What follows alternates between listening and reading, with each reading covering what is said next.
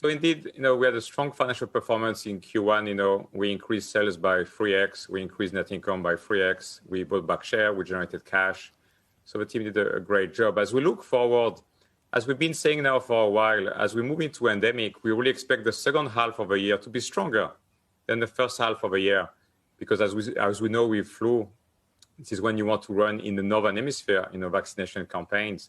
And so as we're talking to governments and getting ready with them with our Omicron-containing bivalent COVID booster, which we expect to get approval in late summer for fall vaccination, there's a very strong interest as we see, the virus is mutating to become more and more infectious. As you know, from a genetic standpoint, it only mutates to be more infectious.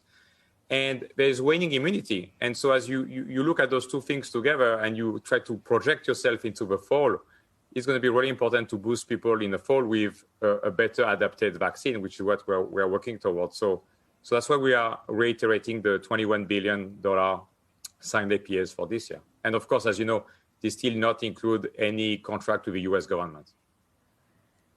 Right. The funding argument goes on in Congress. I'm thinking about the fall, though, Stéphane. You recently had some results on a bivalent vaccine, which was more sort of proof of concept because it didn't include Omicron. And we understand you are working on a combination of Omicron and the original strain, which could be what gets selected for fall. It sounded like you said you expected that to be approved in late summer.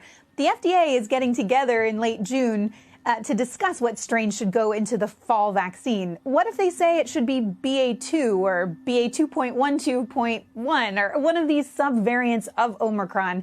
Could you pivot that quickly, or do you believe it will be Omicron and that will work well?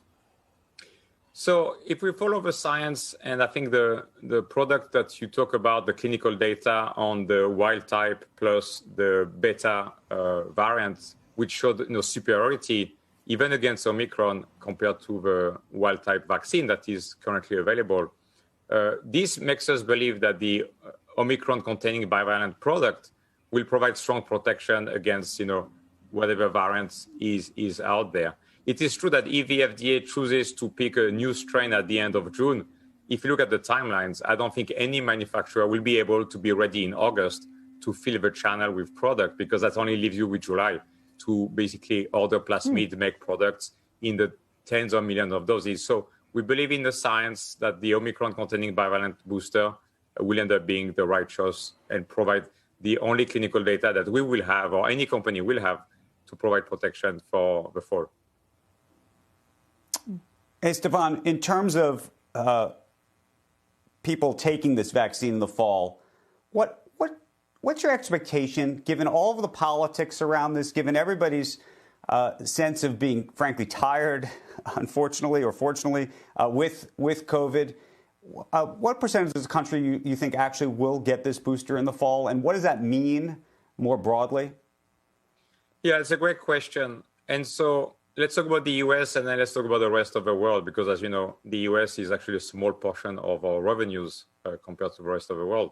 So indeed, in the US, there was not a big uptake of a third dose last fall, as you know, and the fourth dose doesn't have a big uptake. What I really hope, Andrew, for people health is that people that are high risk, 50 plus, 18 plus with comorbidity factors, healthcare worker, and so on, that those people will want to get protected, and that people that, follow the news and are educated also realize that there is waning immunity, and that if they don't want to get sick, if they want to have a normal life, that, they need to get a booster in the fall. They can just walk to their CVS or their Walgreens and get such a booster. So I'm hoping that people will basically do what they have been doing for decades regarding flu.